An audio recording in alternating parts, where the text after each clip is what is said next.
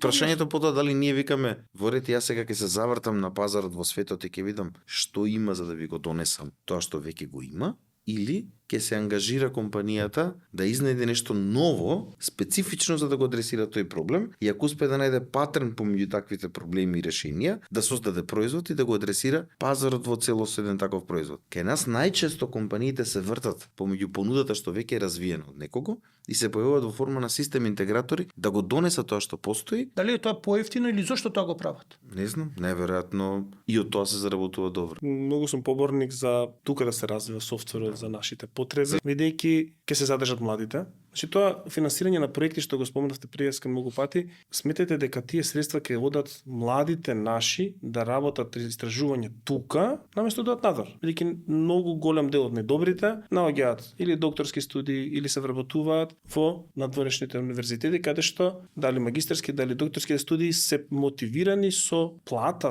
Тие се фул тајм вработени како истражувачи 24 часа.